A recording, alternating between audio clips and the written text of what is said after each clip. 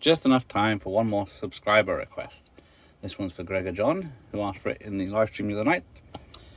So here we go. Steven Spielberg films, directed by anyway. So he had a number of TV series he directed in the 70s, late 60s, 70s. Then his first film was the TV movie Jewel in 1971, which I don't have, unfortunately, but he made such a good job of that, it became a theatrical release in this country and others around the world.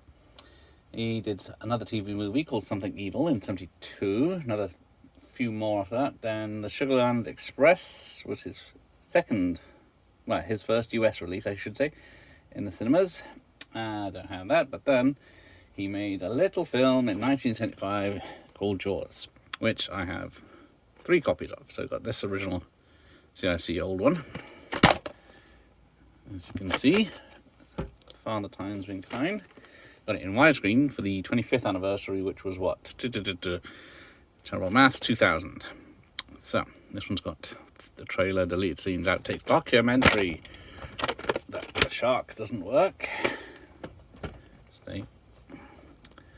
And then finally we have the Steven with a PH Spielberg film, Jaws.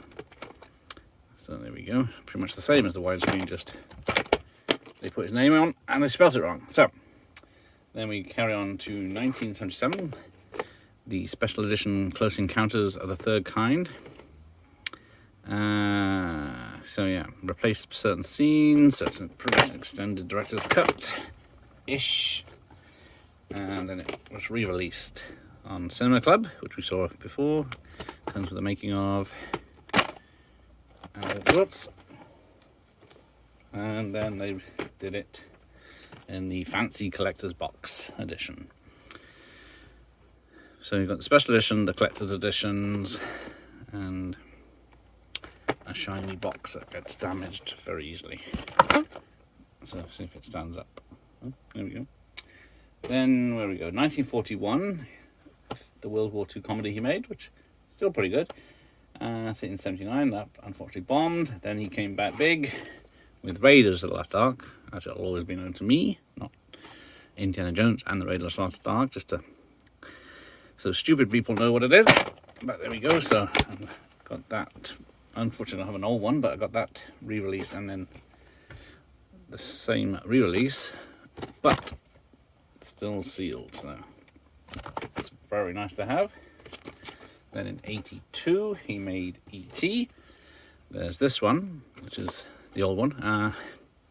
When did this come out? Because yeah, the film was in 82, and then this was either 88 or a bit later. It came out on retail, because it took at least 6 to 8 years to come out just to buy it. And of course, it was one of the biggest films to buy that year. And then I have this version, which he tinkered with in 2000s with CGI scenes, and of course the famous guns for walkie-talkies. He did a segment in the Twilight Zone movie called Kit the Can. Then he did Temple of Doom, of course. And then this is obviously the 89 release that has the advert for The Last Crusade on it. But as you can see, it's an old one. And then there's the special re-release when they re-released Young Indiana Jones as a series of videos to buy, because this is chapter 23, because it's a prequel to Raiders of the Lost Ark, which is chapter 24. So yeah, it gets confusing. So what did he do after that? Amazing Stories. He directed a couple of episodes of the TV series The Color Purple in 85, which I could have fucking sworn I'd had. And more Amazing Stories. Empire of the Sun with a very young Christian Bale in 87. Then back for more Indiana Jones. And The Last Crusade. So yeah, once again I got the CIC release. I don't have the Raiders with that cover. That's a damn shame.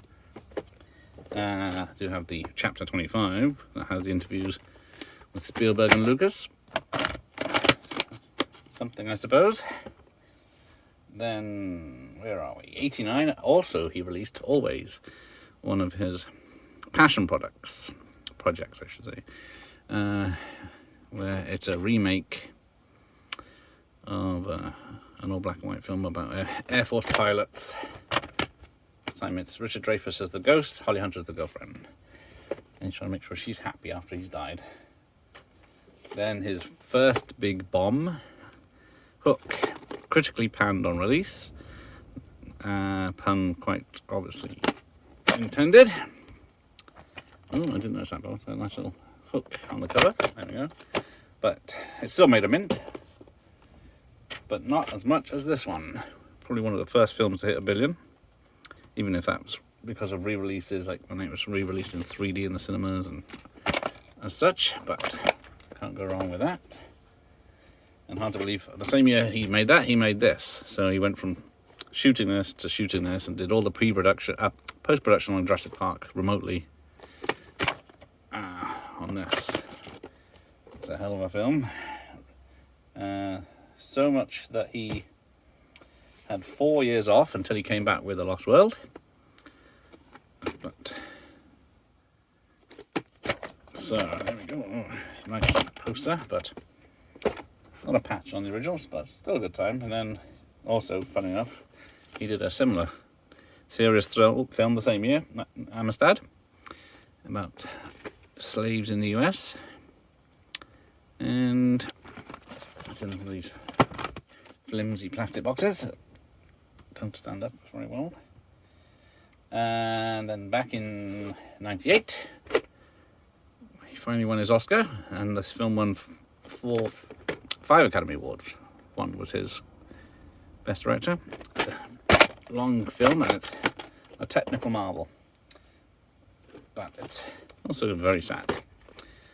And it's got one of those paper boxes again. They are strong, they just damage easily. And what do we got? Then he finished work on Stanley Kubrick's possibly last film. I think Kubrick did a lot of designs and stuff, and Spielberg just took over. So that's AI. And then back in 2002, so this is 20 years old now, Tom Cruise and him teamed up for the first time in Minority Report, which is a great sci-fi thriller, which we need more of. And then finally I have Catch Me If You Can, a great Leonardo DiCaprio Tom Hanks film. A BAFTA winner. Is that he won a BAFTA award for this, or Christopher Walken got an award from someone BAFTA anyway? And there might be a copy of The Terminal around. That was 2004, but I haven't got that yet. So there we go. Thank you for watching. Thank you, Gregor. Here endeth the lesson.